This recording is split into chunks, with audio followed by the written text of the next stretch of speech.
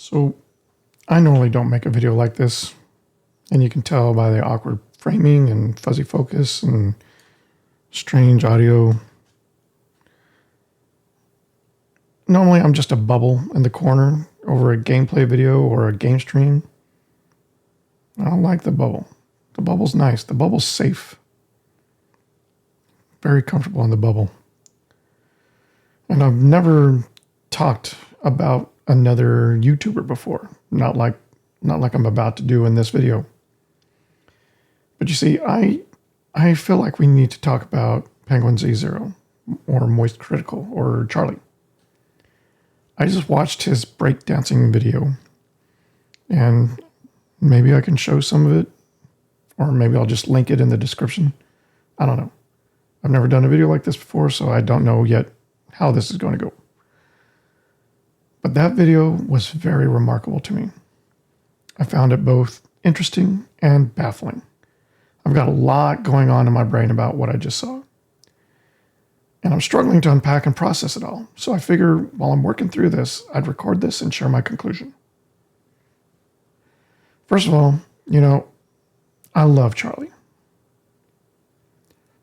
I love his content. I appreciate his insight and his humor when it comes to discussing things he is passionate about. Now, this is not a discussion of his recent drama with other social media mavens or a subsequent break from serious topics on his latest videos. I have nothing to add to that discussion, and as far as I'm concerned, that conversation has ended, and I'm satisfied that it should stay that way. That being said, I don't always agree with Charlie's viewpoints. Again, this is specifically in regards to topics he is passionate about, things important to him personally that he personally has a lot of knowledge of. The most recent example I can think of is the Shadow of the Erd Tree video. I think that he was at least partially wrong in regards to those people complaining about the Elden Ring expansion. Ultimately, I agree with his summation that, people just needed to spend more time with the DLC, learn its new mechanics, and take advantage of the new resources the DLC gives you to make the gameplay more viable. The new content and play styles, the new charms, weapons, talismans, and armor. But his initial premise that everybody complaining about the difficulty of the DLC were wrong, if he was serious about that, that seems completely off base and meritless to me. And the reason that I say that is because all of these players have the same point of reference that they're using when they are considering the DLC. So in order for him to be right about his viewpoint, you would have to forget that the original Elden Ring ever existed. Because it's the very fact that Elden Ring, the original base game, was so approachable and so consumable by so many players, a great many of which were new to the Souls genre, accompanied by a great many more players who had played but never finished any other Souls-like games before. Elden Ring was arguably the most accessible Souls game that ever hit the mainstream. But the DLC was arguably a return to the more traditional format. Although they did give you a lot of the new resources mentioned earlier, the challenges and difficulty of the game hit you far sooner than the presence of these new items and game mechanics could be discovered. So the fact that the DLC was much harder than the original game, that is not really a topic that can be debated. The DLC is much more difficult and much less forgiving than the original base game, and at a level well past a standard deviation over the previous experience, meaning well above the level of most Elden Ring players' expectations. Only die-hard Souls fans like Charlie would be unfazed by an escalation of this magnitude. And even many people from his camp agreed that the game was much more difficult than they expected. Now, I can see how the language used by some of the lamenters about the DLC being too difficult may have colored Charlie's response. But even so, I still have difficulty reaching the conclusion that any one complaining about the difficulty of the DLC is wrong. But like I said before, I agree with Charlie that players just needed to spend more time learning the DLC and its content, and as he says it, to get good. And evidently, I believe that is what many players did. Full disclosure, I was one of them. I did react very negatively to the game's difficulty in the beginning and in the middle, and I guess all throughout my playthrough. But ultimately, I did manage to return and conquer all but the final boss by the time I was done playing the game. So yeah, I never actually did kill Radahn. I spent about 4 hours trying to do so on stream, and I just didn't have it in me to come back and do another stream, picking up where I left off and not killing Radahn. But my whole point for mentioning this is that until now, I've been very reluctant to share my own opinions on the internet about anything, especially when presenting a negative viewpoint. I know I run the risk of facing a mountain of YouTube fans who will go full assault on anyone who dares dissent or contradict their favorite persona or their favorite game title or chosen subject. Although I appreciate a good debate or even just candid conversations about different viewpoints and experiences, I am loath to bring any such conversation to the internet for fear that I will be drawn into a prolonged debate that I am ill prepared for and could risk damaging my online persona with an improperly worded comment, or worse, a badly timed emoji.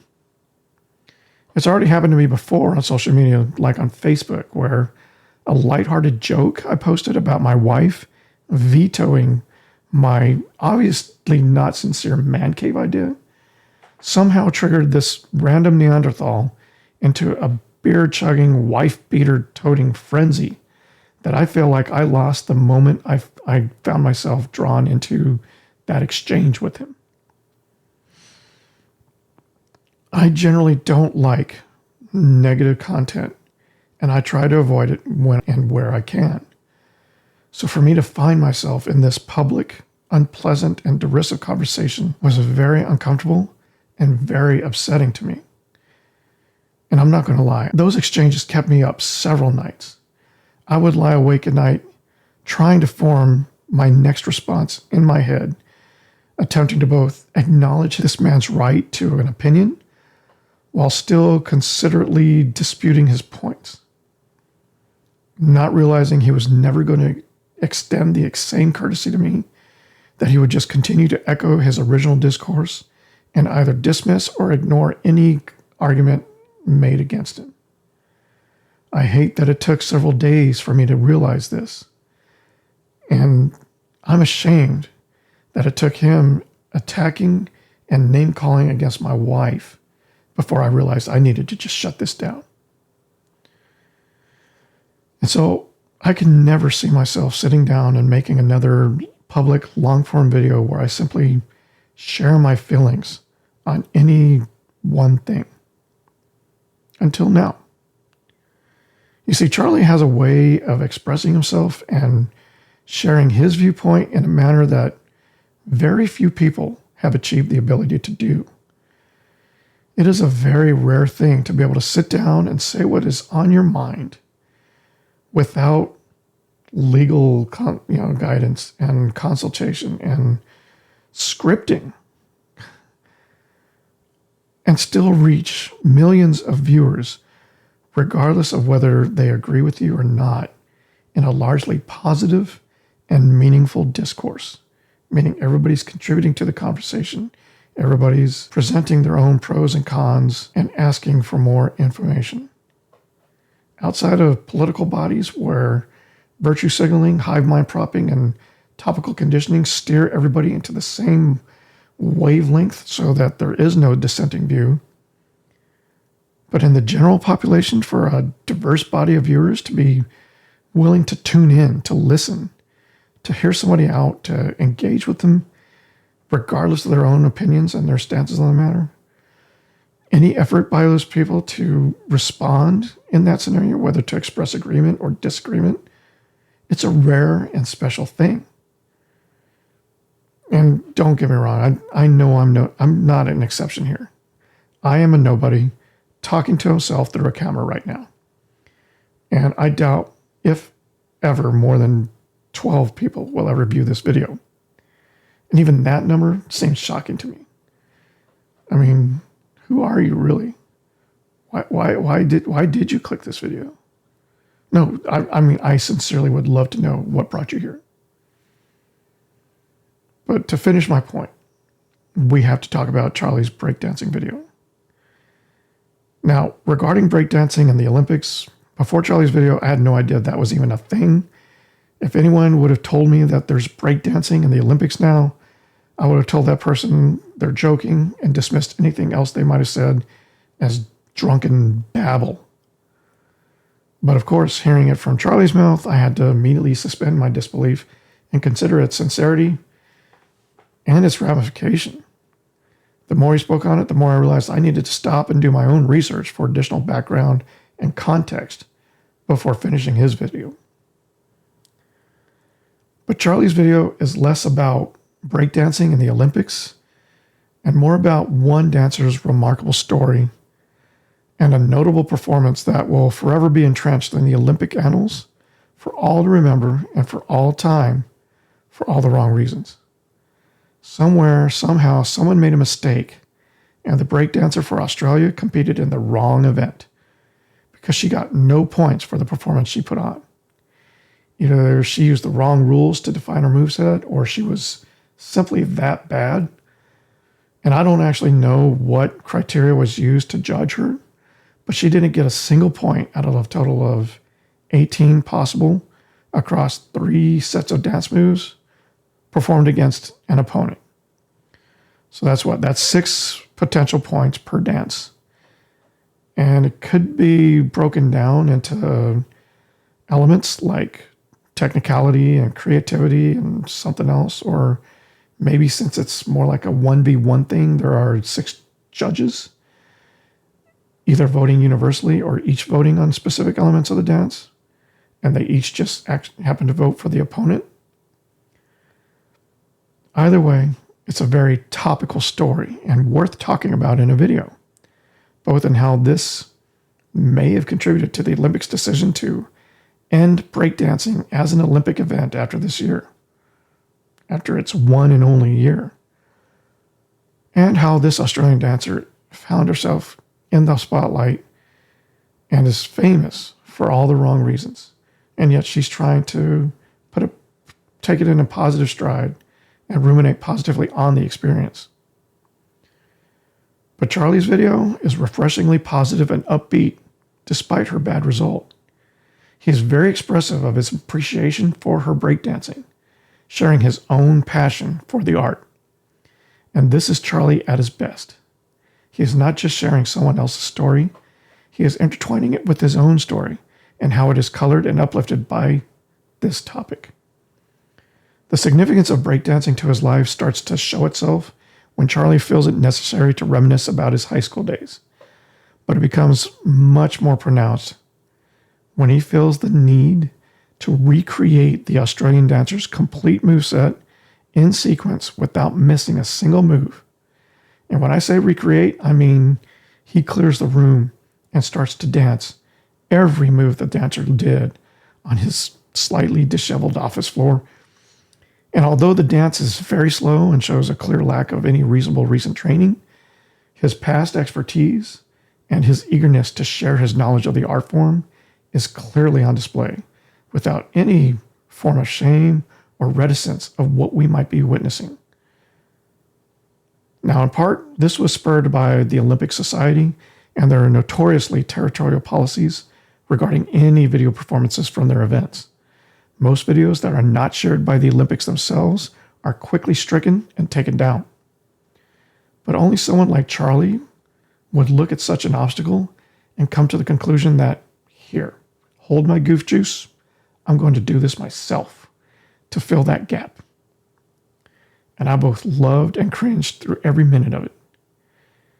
Charlie is passionate about a lot of things, and when he is passionate, he is willing to go next level to share that passion with others, even at his own expense. There are many talking head YouTubers out there, but most bring a level of moderation that is largely lacking Charlie's brazen confidence and unabashed willingness to share himself. Charlie loves to share the things that lift him up and bring him joy, and I find that inspiring. I am starting to realize I really do want to share the things I enjoy with others in a positive and meaningful way.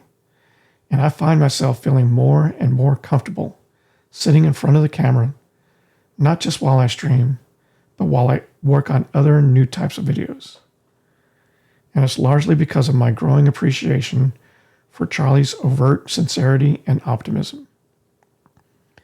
Now, it's possible, and if his video is somehow a premeditated work meant to sway public opinion, then it's a brilliant performance, and I'll give him full props for such a convincing portrayal, if it's ever proven to be true. But I sincerely hope that's not true, because I want to believe we still live in a world where we can feel secure enough to be ourselves.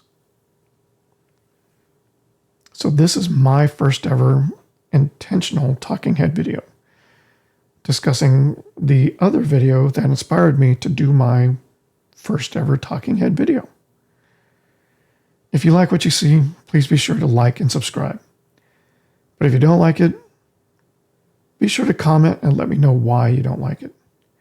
I know no one will watch the video this far, but I still feel compelled to say all this stuff or my OCD will kill me. Thanks for watching, and until next time, be safe.